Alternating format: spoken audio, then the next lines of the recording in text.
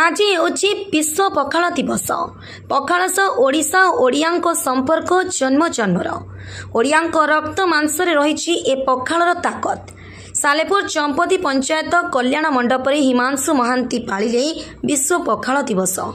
धीरे धीरे हिमांशु महांती लोक मानसरे हृदय बास कले।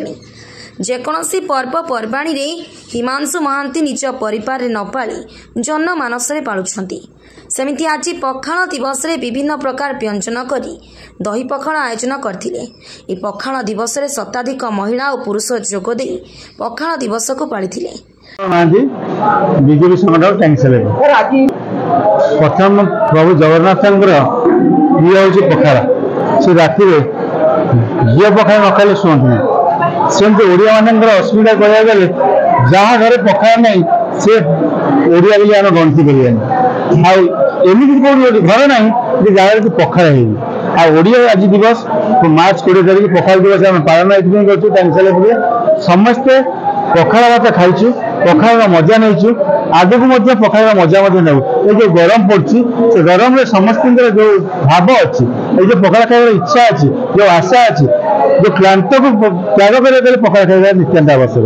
मैं प्रभु जगन्नाथ प्रार्थना कर टांगी सालेपुर पखाल दिवस सब पालन करूँ टांगी सालेपुर समस्त केमी आगे को जीव ताहा प्रभु जगन्नाथ प्रति प्रार्थना कर आगे जाओ।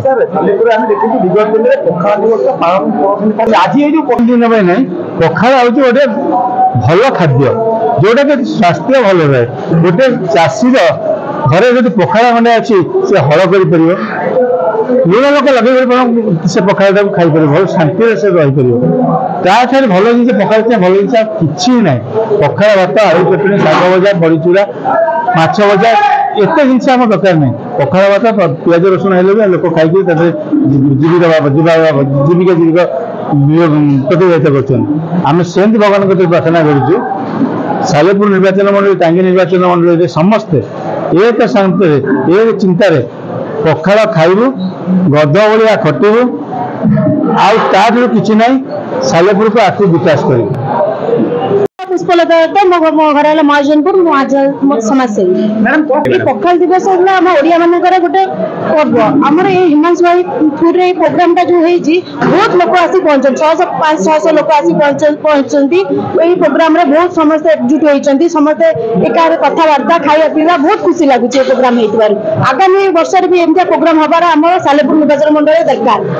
आज्ञा ओडिया कौन आप पद गले भी आप पखाल समस्ते खाऊँ आजिकल समस्त पखाल खाऊ गरीब हिंदू गरीब लोक बड़ लोक हिंदू मुस्लिम समस्त भी खाऊ समस्त पखाल समस्त खाऊ।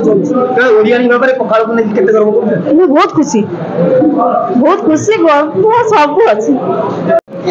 राजीव कुमार सोलंकी आईनजीवी विश्व पखाल दिवस पखाल हूँ आम जीवन कथा आम नारी नक्षत्र कथा आम जीवन में गाँव गहली कथा पखाल को लेकिन जो स्वप्न देखा जाए गाँ गहली लोक पखाल को नहीं बंचती पखाल को नहीं जीवंती और पखाल जीवन में हूँ नारी और नक्षत्र से पखाल को लेकिन विश्व पखाल दिवस ये पालन कर पखाल गोटे हूँ औषध जहाँ साधारण लोकों सब प्रযোज्य से पखाल दिवस सालेपुर टांगी हिमांशु महांती नेतृत्व में पालन कर पखाल समस्त एकाठी कर पखाल कंसा भितर समस्त आज एकाठी होती साहित्य धर्म राजनीति सब जब कौटी एकाठी होती पखाल कंसा भितर एकाठी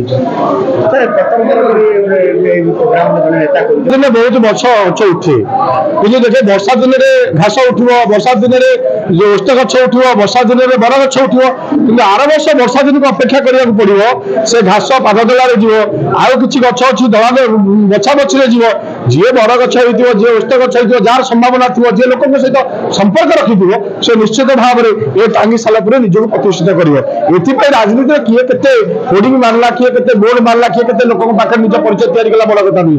लोक विश्वास जिणा होची राजनीतिर मूल लक्ष्य और नेतृत्वर मूल लक्ष्य।